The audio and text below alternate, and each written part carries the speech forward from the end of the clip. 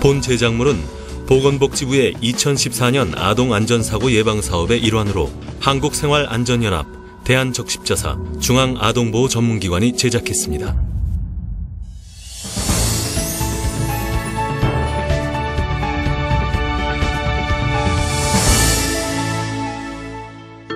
가해자의 80%가 부모라는 조사 결과가 나왔습니다. 가정 내 학대로 고통받는 아이들이 많습니다.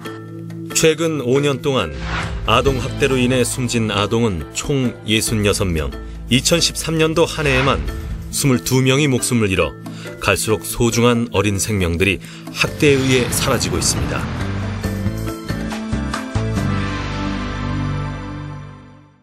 중학생인 소희는 요즘 하루하루가 악몽입니다. 이유 없이 항상 폭행을 당하고 또 당하고 이젠 너무 지쳤습니다. 오늘은 또 무슨 트집을 잡을지 생각만 해도 끔찍하기만 합니다.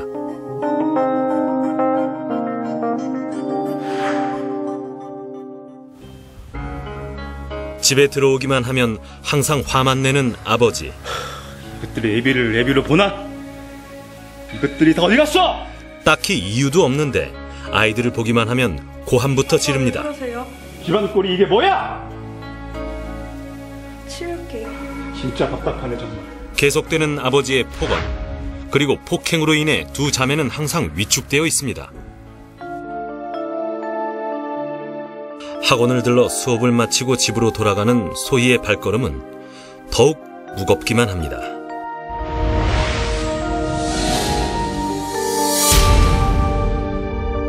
날마다 반복되는 부부싸움, 그 여파는 항상 소희에게 이어졌습니다.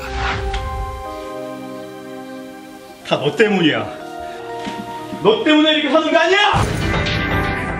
또다시 날벼락을 맞은 소희. 도저히 참을 수가 없어 처음으로 아버지에게 이유를 물었습니다. 아빠는 왜 나만 갖고 그래? 내가 뭘 잘못했냐고요? 아니 이게 어디서 반항이야? 돌아온 건 대답이 아닌 아버지의 손찌검. 상식적으로 전혀 이해가 되지 않는 상황이지만 이 집에서는 하루도 빠지지 않고 일어나는 일입니다. 아버지는 왜 소희를 때릴까요? 아동학대 90% 이상은 이제 집 안에서 일어나고 있고요. 그리고 이제 아동학대 80% 이상은 친부모로부터 일어나고 있습니다. 이제 내 자식이기 때문에 이 아이는 내 거다라는 이런 소유물로 생각을 하는 그런 인식도 있기 때문에 아동학대가 부모로부터 많이 일어나고 있습니다. 주변에서는 이 집에서 일어나는 폭행에 대해 알고 있을까요? 하루도 안 빠지고 물건 부수고 비명소리 나는데 아유 모를 수가 있나요? 저 집은 매일 그래요. 우리가 말릴 수도 없어. 내 아버지가 워낙 사나워서.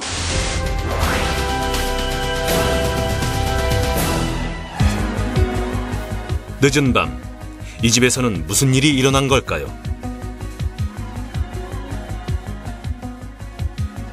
아버지의 학대는 어릴 때부터 지금까지 그치지 않고 계속되어 왔습니다. 하루 이틀이 아닙니다. 뭐야 이거? 문 안 열어? 문제는 아버지뿐만 아니라 어머니에게도 있습니다. 아버지의 폭행을 사실상 묵인하고 있는 것이나 마찬가지입니다. 집 안에서 보호와 사랑을 받아야 할 아이들이 부모로부터 학대를 당하고 있습니다. 이것들이 정말...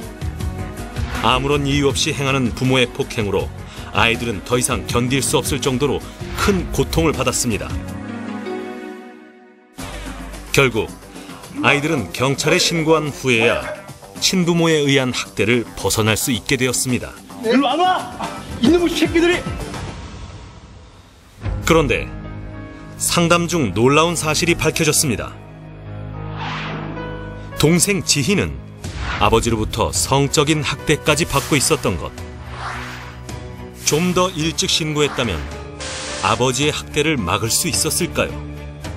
가출을 하고 싶어도 동생이 너무 어려서 할 수가 없었어요. 제가 없으면 모든 피해가 동생한테 가거든요. 엄마는 아무런 상관도 안 하고. 친아버지로부터 폭력은 물론 성희롱까지 당해 쉽게 치유될 수 없는 상처를 입게 된 두 아이. 자매는 이 상황을 극복할 수 있을까요? 보건복지부 통계에 따르면 아동학대 신고는 2010년에 9,199건, 2011년도에 1,146건, 2012년에 1,943건, 2013년에는 13,076건으로 해마다 늘고 있습니다. 신체적 손상을 입히는 행위, 무조건적인 손찌검. 한 번 당한 상처는 쉽게 잊히지 않습니다. 떨어질 수 없는 가까운 사람에게서 학대를 받는다면 아이들은 도대체 어디로 가야 할까요? 두 가지 이제 큰 제도가 있죠. 우선은 그 아동을 학대하는 그런 친권자 또는 보호자를 형사 처벌을 하는 것이 이제 첫 번째고요. 두 번째는 이제 민사적인 그런 제도로서 친권을 이제 상실시키는 그런 제도가 있습니다. 친권을 상실시킴으로써 그 자녀들을 이제 보호를 하는 거죠. 얼마 전 국회를 통과한 친권 제한 정지 제도는 부모라는 울타리를 인정하면서도 그 울타리가 자녀를 해치는 것을 막을 수 있습니다. 부모로부터 학대를 당하는 아동 역시 이제 법적으로 대항할 수 있게 제도적 장치가 생긴 것입니다. 아동 학대를 하는 것 자체는 도덕적으로 뿐만 아니라 법적으로도 이것은 범죄가 된다는 이런 인식이 꼭 필요하다고 봅니다. 아동 학대란 보호자를 포함한 성인이 아동의 건강 또는 복지를 해치거나 정상적 발달을 저해할 수 있는 신체적, 정신적, 성적 폭력이나 가혹행위를 하는 것과 아동의 보호자가 아동을 유기하거나 방임하는 것을 말합니다. 몸에 상처를 주는 신체적인 학대, 정신적인 괴로움을 주는 정신적인 학대, 성희롱과 같은 성적 학대, 아예 관심을 갖지 않는 방임, 그리고 두 가지 이상을 동시에 하는 중복 학대까지 아동 학대로 인해 피해 아동들이 받는 상처는 너무나도 큽니다. 그렇다면 아동 학대가 피해자들에게 주는 영향은 무엇일까요? 학대를 당한 피해 아동들은 자존감이 떨어지고 다른 사람들에게 자신의 일을 말하기를 꺼려하며 깊은 우울감과 무기력한 행동들을 보입니다.